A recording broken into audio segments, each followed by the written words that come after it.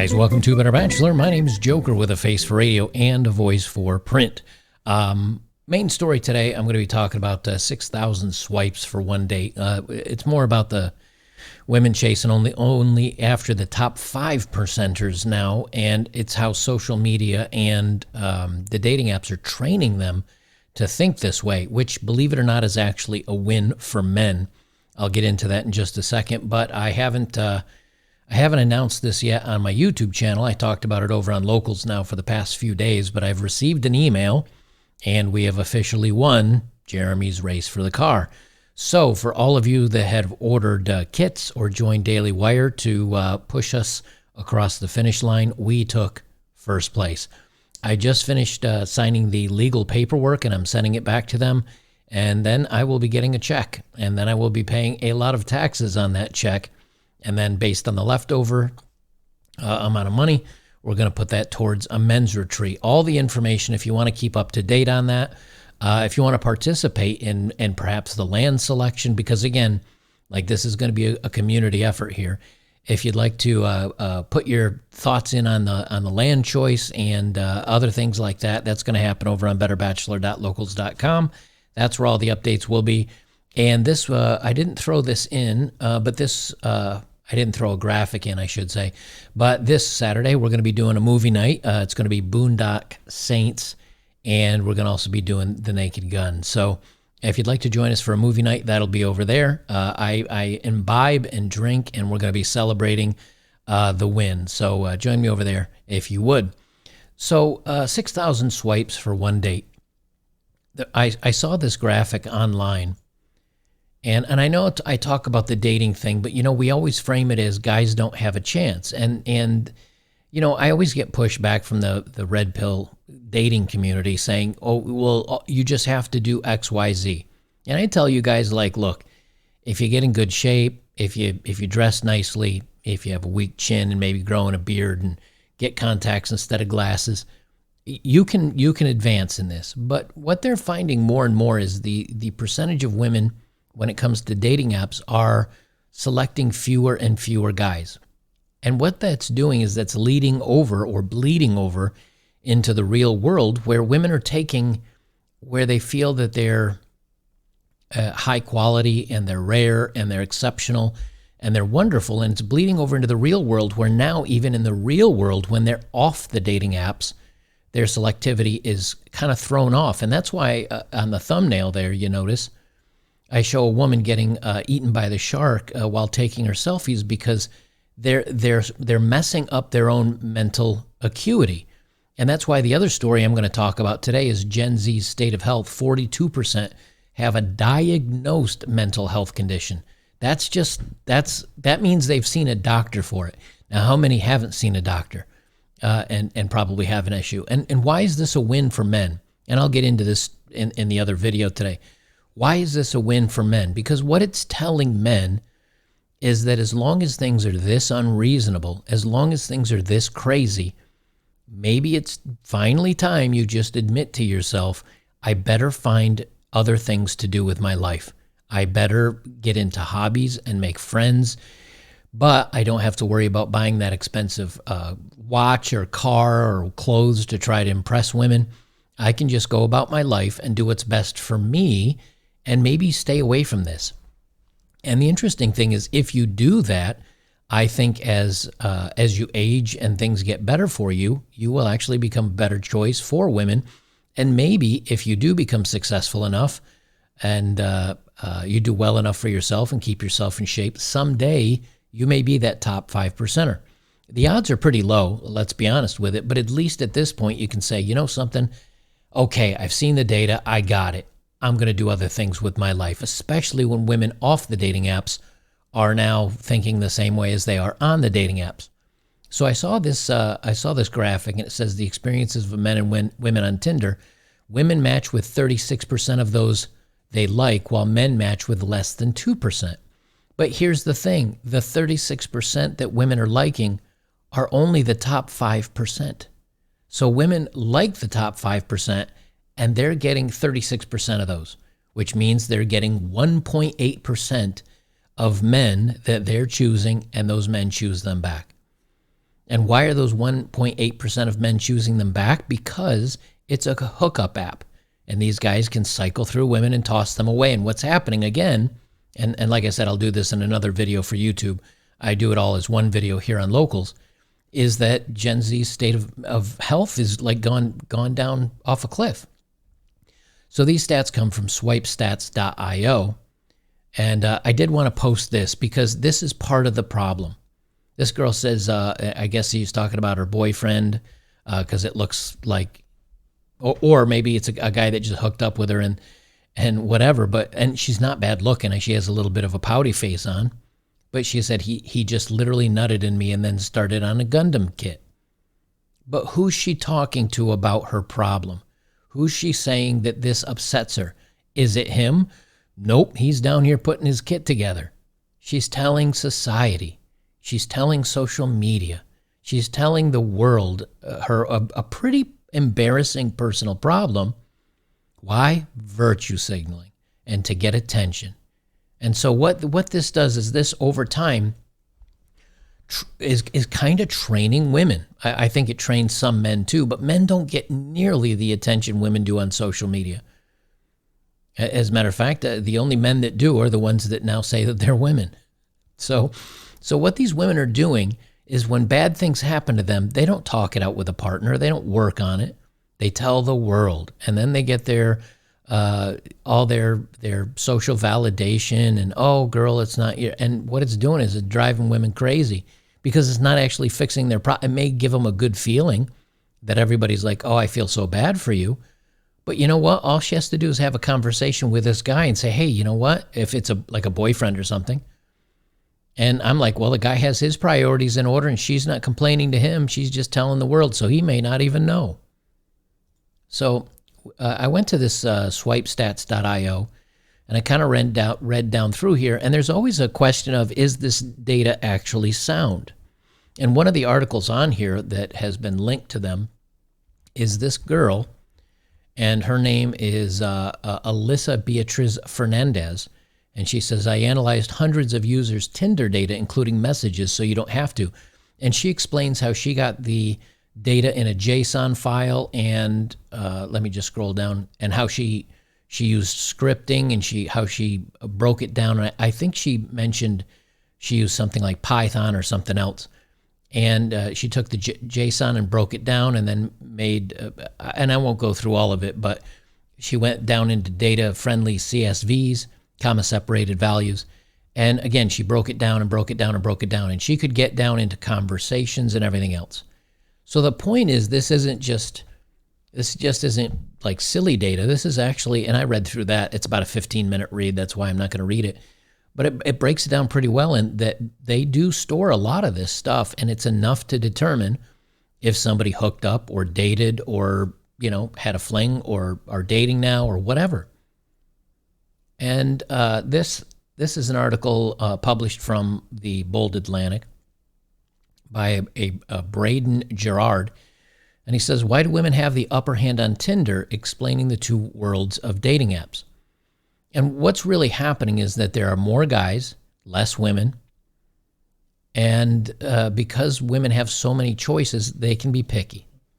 But again, the dating apps and social media with the validation and all this other stuff is training women to basically have higher standards than they deserve. And we've talked about this, but every time more data comes out to kind of prove our point about this, I like to talk about it, because so many times people attack communities like ours and just say, well, we're just angry, butthurt dudes, when the truth is the data supports what we are feeling, which is the guys are being pushed out on the outside.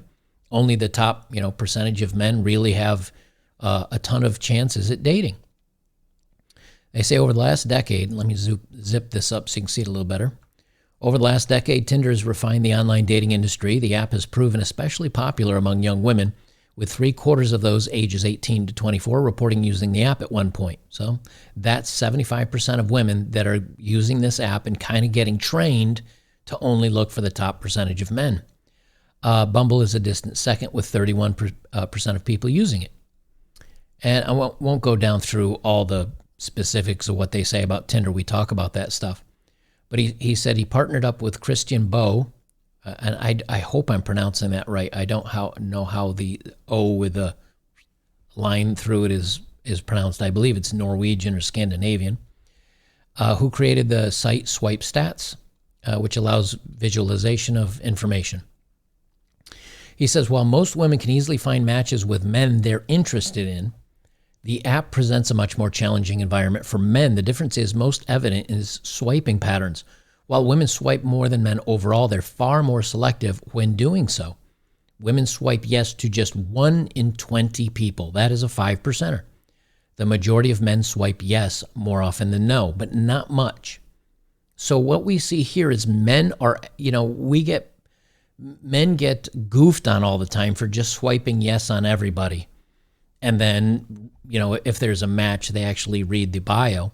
But here, it's almost 50-50 for likes and passes. And what does that mean? Men are still following the law of averages. They're still looking and they're saying yes and no to each one. So they are looking. Women have so much selectivity, they literally only swipe like on 5% of men. And I don't know if this other graphic is on this page, but we can see here again, out of those 5%, they get matched with 1.8. So even though women are swiping those top 5% of men, out of those top 5% of men, 1.8% say, you know what, I'll take her out. I'll tap it. I'll do whatever. I'll date her casually. And so women are shooting their shot at that top 5%, and a good portion of them are actually being successful. So they continue on here. Ultimately, most women only swipe yes on a handful of men per day, while men are more freewheeling with their swipes. This creates a highly competitive environment where many men find it difficult to get matches consistently. Despite the high selectivity of female users, they actually match more often than men. So again, even though those women are only matching with 5% of men, they're selected more often than men that are saying, hey, 50-50 shot. The median female user receives about 2.75 matches per day, while the median male user only receives about 1.1, which is not much more than just one. At that rate, to expect a match, a typical woman would have to like just 3 men, and she'll get a match, while a man would need to like over 50 women to get a match. And they show this here. Of course, a match doesn't always lead to interaction. After matching, men message more frequently as well, because we need to. The median female receives about 7 messages per day while sending only 5. So she's getting more guys kind of putting their foot forward, and to many of which she doesn't even reply to. They say, why is Tinder so imbalanced? While it has been common knowledge that women have had an easier time on the app for some time, this data provides important proof to back up the anecdotes. So why do women seem to have the upper hand on Tinder? The simplest explanation is basic supply and demand. Evidence suggests that men use dating apps more prolifically than women, both in the number of users and in the frequency of use. One estimate found that over 70% of active American Tinder users were male, and the ratio of female to male users among our data was similar. Taken together, this suggests a deep imbalance in the user pool of Tinder. Now, why are so many men, more than women, using Tinder? To try to find a date. Because women can just be. Women can just exist. And if they look nice and they're pretty and they're friendly, and they don't even have to be so friendly anymore, a guy will probably hit on them or talk to them or ask them out in the real world. Where men, that'll never happen. Men have to step forward. Men have to take the first leap. And men aren't. Why? Because they've told that if you talk to a woman and she's not interested, you're creepy. And they've been blasted on social media. They've been said that they're not necessary and they're unworthy and they're losers. And again, you're saying, holy shit, Joker, this doesn't sound like a pep talk. But it is. Because I'm trying to show men how futile it is on these dating apps. And secondly, how it's becoming futile in the real world. That asking out a woman and hopefully being pre-selected, it's going to be tough. Now in college, yeah, you can do it. You know, I go down here in downtown Knoxville, and I see people out at the bars, and a lot of these guys have girlfriends. There's a lot of couples walking by. But in most cases, the person that the couple is very similar to each other. And of course, Knoxville is a bit more of a conservative area, although it is a college, so who knows at this point. But what I see is that an average-looking guy will be with an average-looking woman, but they're college age. What happens when now that doesn't always happen in college, but what happens when you get away from college?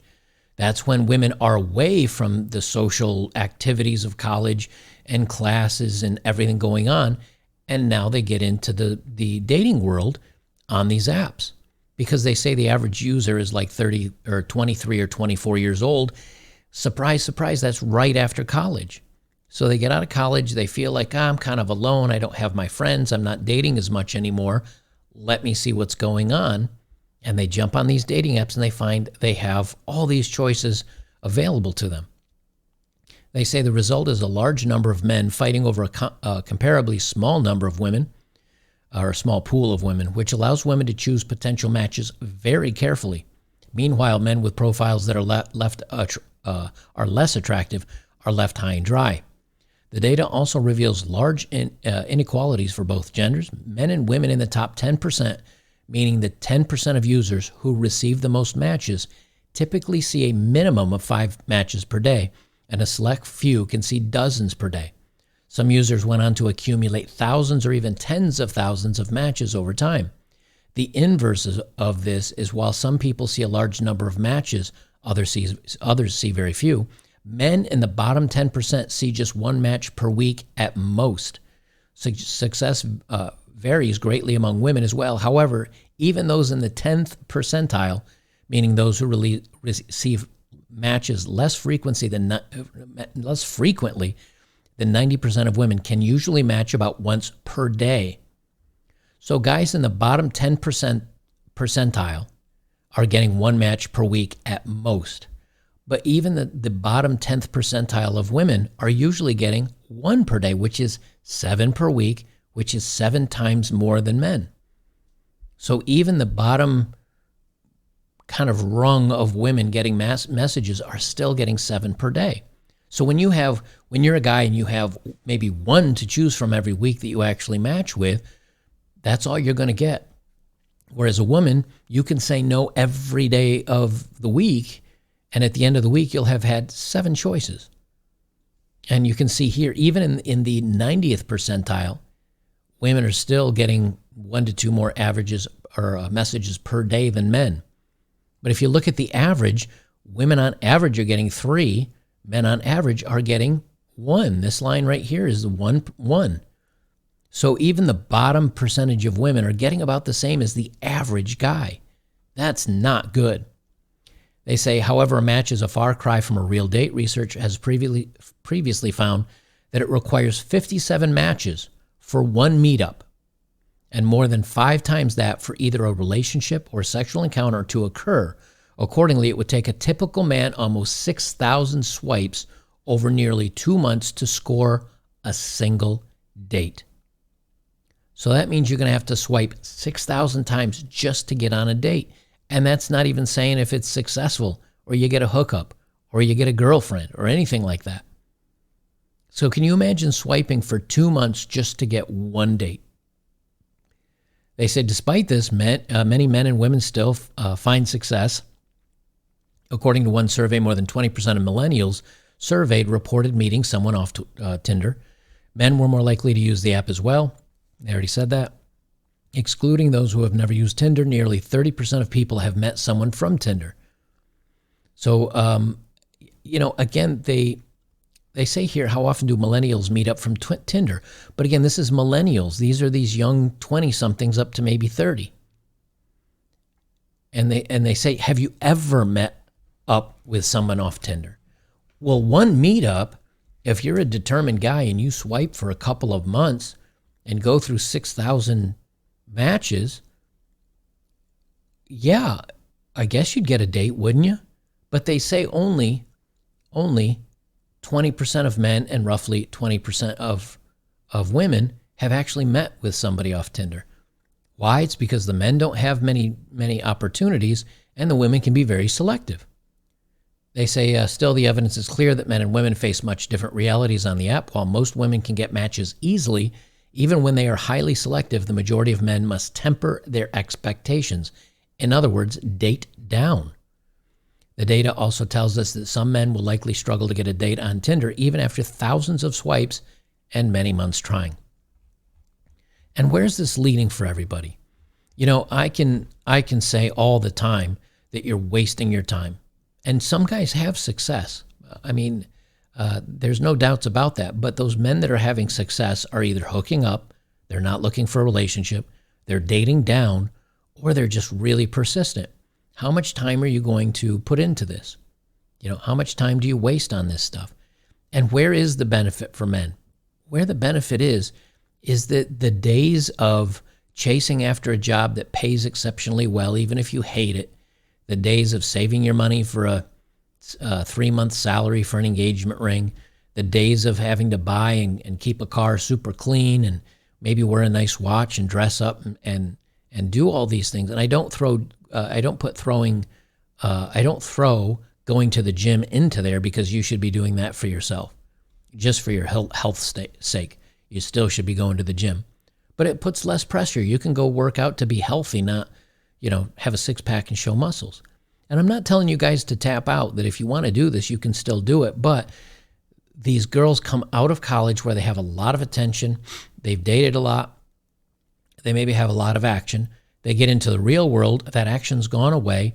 And as they use these apps, they're being basically trained to all of a sudden realize, hey, I'm high value. And God knows how many body counts they got in college. And then when they come out of college, how many body counts they're going to have, because they, an average looking girl can, probably hook up, not date, but hook up with some Henry Cavill looking dude. And all of a sudden her expectations start getting set in stone for this top 10%er. And if you don't understand that, then look at how many of the women go from, dating and the hookup and having a great time into their 30s. And then all of a sudden the hookup culture ends and they say it's time to settle down. And they start looking for a provider. And if you read the dating profiles of these women at that point, they start becoming, you must make 6 figures and you must be this and you must do this and you must do, and all their expectations are saying, hey, you have to be amazing. I'm kind of average, but you need to be amazing. And what happens after that? And they don't, and maybe whether they do find some blue pill guy or some provider guy, what happens? They're bored with them. Then they get divorced, and then now they have the cash and prizes. And then what do they? A lot of times after that, they become feminists and they hate men. Why? Because the men they wanted didn't want them. The men they could get bored them or weren't good enough. And now they're 40-something and they're unhappy. There was an article that just came out, I think it was today, and I didn't pull it up, but Jennifer Aniston, who I don't know how old she is. Let me see if I can find this, but Jennifer Aniston is now, let me look at right here. I'll just pull it up with, let me just pull this up real quick. She says, now there are no more movie stars and hates social media, and it's torture for me. Why? Because she's losing the roles. She's not getting the attention anymore. And the other article that I was going to bring up here, and this is the actual one that I wanted to bring up if it'll. And here's the other one. She confirms she's tried IVF and more to get pregnant and admits the ship has sailed, that it's over for her. It was a challenging process. She's 53. Of course IVF isn't going to work for you. You're 53 years old. There are women in their 40s that IVF doesn't work for them. And now it's just like, well, I guess it's not going to happen for me. And you're going to tell me that she couldn't find anybody, that no man would want to marry her? And, well, of course they would. But she was too selective. She waited too long. Now, most women, maybe settle down and decide to go for it in their late 30s. But now you're going to tell me at 50 and you're disappointed? Well, there shouldn't be any surprise there. I don't know. Me personally, I think this is good news. It's good news because it tells men, look, it's just not going to happen the way you think it is. It can still happen, just not the way you think it is. You better focus on other things in life. You better find other ways to happy. You better make other friends, and then just move on. You can find something, but it's probably not going to be a woman, and it definitely isn't going to be a woman with these kind of expectations. These women are matching with 5%ers, and they get selected 1.8% of the time. So eventually it's going to teach them, hey, you deserve the top 1.8%ers. It's time to move on.